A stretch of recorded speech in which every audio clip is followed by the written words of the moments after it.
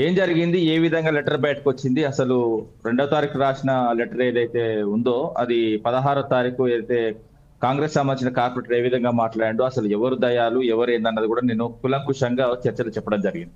సరే, ఓకే. ఇవన్నీ పక్కన పెట్టుకుంటే ఈ రోజు మీరు మాట్లాడుతుంది ఏంటంటే బీఆర్ఎస్ వాళ్ళు ఎవరు పోలేదు అక్కడికి, ఇంకా వీళ్ళ మధ్యలో సఖ్యత లేదా అని మీరు చెప్తున్నారు. నేనేమంటున్నా అంటే వాస్తవంగా ఎప్పుడు కూడా ఏదైతే జాగృతి మీటింగ్లకు టిఆర్ఎస్ కి వాళ్ళు సపరేట్ గా పెట్టుకుంటారు, అదే విధంగా మేము కూడా సపరేట్ పెట్టుకుంటారు. జాగృతి పుట్టిన పంచాలు కూడా వాళ్ళు సపరేట్ గా ప్రోగ్రామ్స్ పెట్టుకుంటారు. ఆ ప్రోగ్రామ్స్ మా వాళ్ళు కానీ మాకు సంబంధించి వాళ్ళు కానీ ఎంత కొంచెం గ్యాప్ అని కాదు, సమన్వయంతో నడుపుకుంటాం అంతే తప్ప కానీ గ్యాప్ కాదు. వాళ్ళకు పూర్తి స్వేచ్ఛ వాళ్ళకు ఉంటది, మా స్వేచ్ఛ మాకుంటది. వాళ్ళు మా దాంట్లోకి వస్తారు, సమ్ టైమ్స్ మా కార్యకర్తలు కూడా అందులోకి, అంటే పూర్తి స్థాయిలో జాగృతి ఏదైతే వాళ్ళు భుజాల మీద మోసుకుంటోళ్ళు వాళ్ళు ఖచ్చితంగా పూర్తి స్థాయిలో అటెండ్ అవుతారు. కొంత టిఆర్ఎస్ కి అంకితమై ఉంటోళ్ళు టిఆర్ఎస్ తో పాటు అప్పుడప్పుడు జాగృతి కార్యక్రమాలకు కూడా హాజరవుతారు అంతే తప్ప కానీ విధిగా మాత్రం హాజరు కాదు. ఇది ఎందుకంటే అందరూ తెలుసుకోవాలి ఈ విషయం. చిన్న డౌట్ అండి, తెలియక అడుగుతున్నాను. అంటే ఇప్పుడు కవిత గారు బీఆర్ఎస్ లో కార్యకర్తగా కూడా ఉన్నారా, లేకపోతే కేవలం జాగృతికి మాత్రమే పరిమితం అయ్యారా?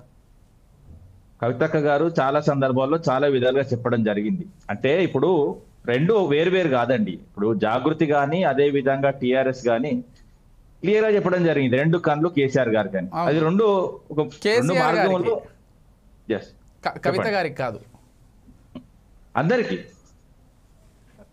అందరికి మా పార్టీలో భాగమే. అంటే ఇప్పుడు జాగృతి అంటే పూర్తిగా జాగృతి వేరని కాదండి, అన్ని ఒకటే. కానీ వాళ్ళు స్వచ్ఛందంగా నడుపుకుంటారు ప్రోగ్రామ్స్, ఎందుకంటే వాళ్ళ ప్రోగ్రామ్ షెడ్యూల్ వేరే ఉంటాయి. వాళ్ళు ఎప్పుడైనా చూసుకోండి, ఇప్పుడు కాదు, అది పుట్టిన పంచాలి ఇప్పటి వరకు వాళ్ళ ప్రోగ్రామ్ సపరేట్ ఉంటాయి, వాళ్ళ ప్రోగ్రామ్ షెడ్యూల్ సపరేట్ ఉంటాయి.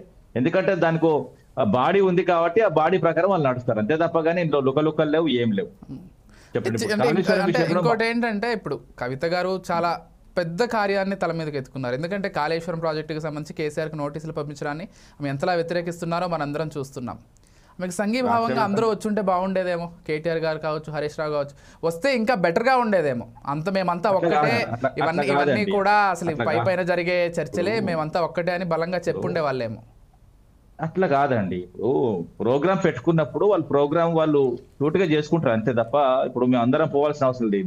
ఇప్పుడు వాళ్ళు కూడా ఇన్వైట్ చేయరు, ఎందుకంటే వాళ్ళ సపరేట్ కార్యక్రమం ఎప్పుడైనా కూడా సపరేట్ గానే పెట్టుకుంటారు. ఇప్పుడు పార్టీ ప్రోగ్రామ్ అంటే అందరూ వస్తారు, కవితక్కతో పాటు కవితక్క వెనక ఉన్న కార్యవర్గం మొత్తం వస్తుంది పార్టీ కార్యక్రమం అయితే. కానీ జాగృతి సపరేట్ గా పెట్టుకున్నది మాత్రం జాగృతి వాళ్ళే పోతారు అంతే తప్ప కానీ మిగతా వాళ్ళు ఎవరు వాళ్ళు ఏంటంటే అదొక సపరేట్ బాడీ, సపరేట్ గా చేసుకుంటారు వాళ్ళు. దానిలో మీరు ఎంత రంధ్రావేశం చేసినా అది అట్లే ఉంటది. ఓకే, సరే.